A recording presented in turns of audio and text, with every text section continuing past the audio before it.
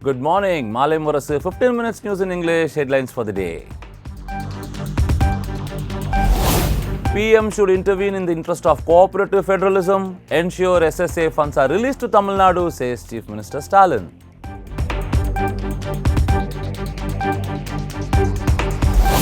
Proven Tamil Nadu fishermen arrested by Lanka, secure their release, Stalin tells centre.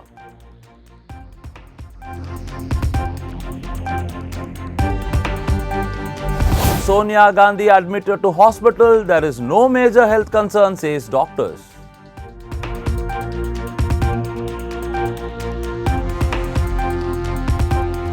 Champions Trophy, Shubman Gill, Mohammad Shami shines, powers India to 6-wicket win over Bangladesh.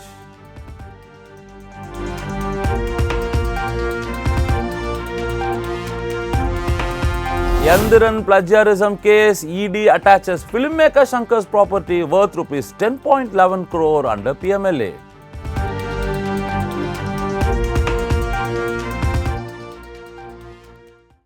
News in detail.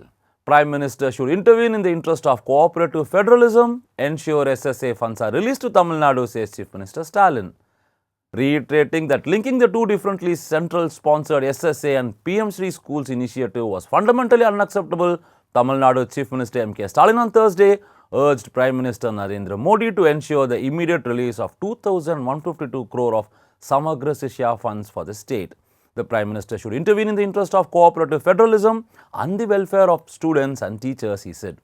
To dissipate the unrest caused due to this issue, rupees 2,152 crore of Samagra Shiksha funds for Tamil Nadu for the year 2024-25 may be released immediately without linking it to the implementation of National Education Program 2020. Considering the sensitivity of the issue, I look forward to your personal intervention in this regard, Stalin said in a letter addressed to Narendra Modi.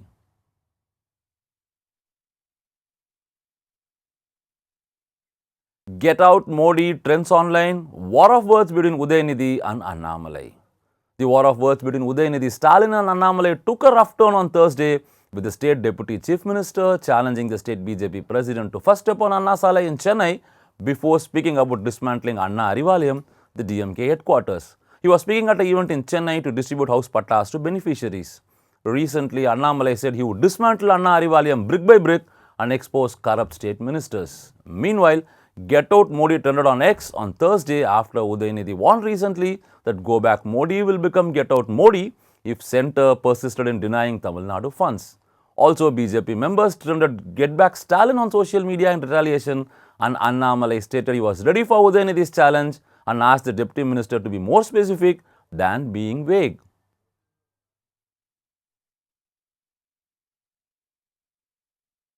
Proven Tamil Nadu fishermen's arrest by Lanka, secure their release, CM tells centre. Tamil Nadu Chief Minister M.K. Stalin on Thursday requested the centre to take effective diplomatic measures to secure the immediate release of Tamil Nadu fishermen apprehended by the Lankan authorities. Also, he sought the central government to convene the joint working group meeting to find a permanent diplomatic solution to the fishermen issue. In a letter addressed to Union External Affairs Minister S. Jaishankar, the CM drew the centre's attention to yet another incident of apprehension of 10 fishermen along with the fishing vessels by the Lankan Navy on February 19. The number of apprehensions of fishermen Tamil Nadu by the Sri Lankan Navy has rapidly risen in the past few months, and immediate and continued diplomatic action has to be taken to stop these apprehensions as the livelihood of the fishermen and their families are affected for a long period, the Chief Minister said in his letter.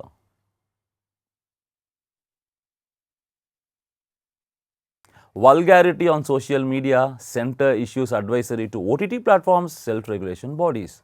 Amidst a row over vulgar jokes on social media, the centre has cracked the whip and warned OTT platforms against transmitting content that is prohibited by the law. In an advisory to OTT platforms and self-regulatory bodies, the Ministry for Information and Broadcasting also asked them to strictly adhere to Code of Ethics prescribed under the IT Rules 2021 while publishing content, including stricter adherence to the age-based classification of the content. It also asks self-regulatory bodies of OTT platforms to take appropriate proactive action for violation of the Code of Ethics by the platforms. The ministry said it has received complaints from members of parliament, statutory organizations and public grievances regarding the alleged spread of obscene, pornographic and vulgar content published by certain publishers of the OTT platforms and social media.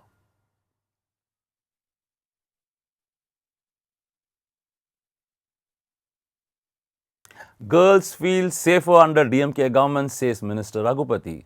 Tamil Nadu Law Minister Raghupati stated that school and college-going girls now feel safer under the current government, which has led to an increase in the number of complaints being filed regarding harassment and other issues. Speaking to reporters, Minister Raghupati said that earlier female students hesitated to report incidents due to fear of repercussions.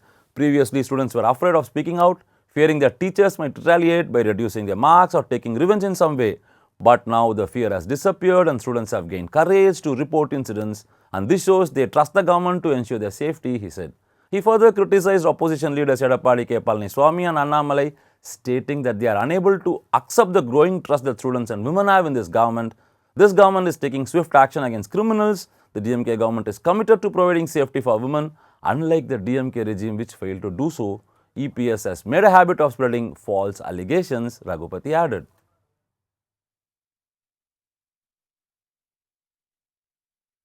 Women in Delhi to get Rs 2,500 monthly aid by March 8, Chief Minister Rekha Gupta says.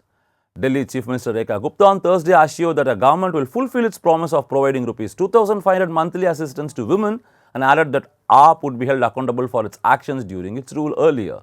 The first installment of the monthly support will be credited to eligible women on March 8, Gupta told reporters. Ahead of the polls, the BJP's manifesto aimed to outdo the Aam Aadmi Party's announcement of Rs 2,100 monthly support if it comes to power. Meanwhile, Rekha Gupta was sworn in as Delhi Chief Minister on Thursday, along with Pavesh Verma, Ashish Sood, Manjinder Singh Sirsa, Kapil Mirsha were also administered the oath of office by Lieutenant Governor V.K. Saxena.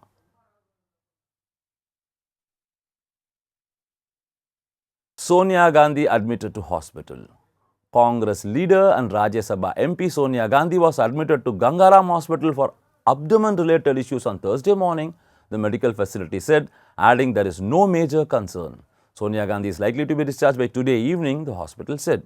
Sonia Gandhi, former Congress president, turned 78 in December last year.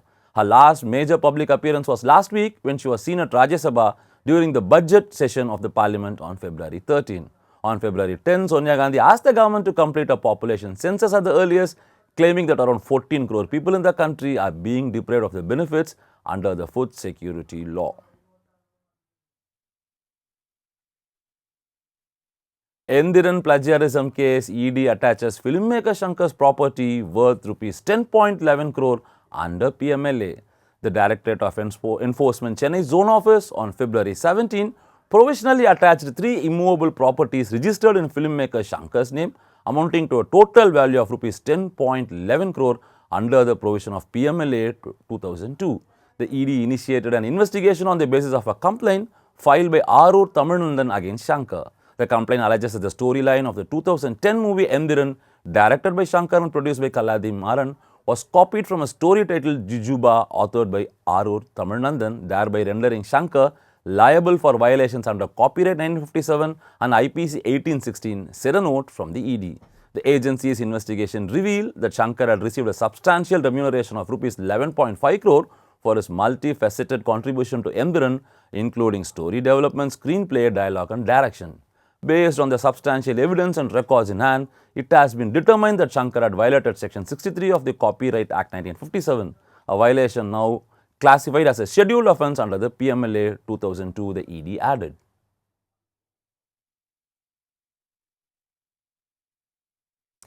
Champions Trophy, Shubman Gill Mohammad Shami shines, powers India to 6-wicket win over Bangladesh. Shubman Gill continued his prolific run in ODI, scoring an unbeaten 101 as India opened its Champions Trophy campaign with a 6-wicket win over Bangladesh in Dubai on Thursday.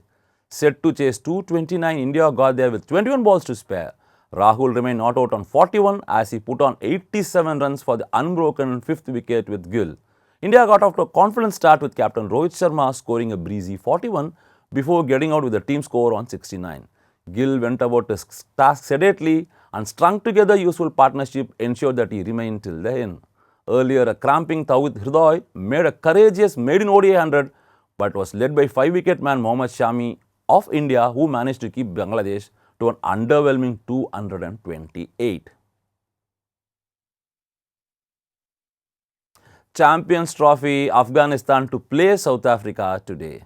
After claiming a historic one-day international series win over South Africa in September last year, Afghanistan is ready to start its Champions Trophy 2025 campaign against Proteas in Karachi on Friday. While South Africa is the odds-on favourite heading into the clash, the Afghans are more than capable of pulling off an upset in this Group B opener.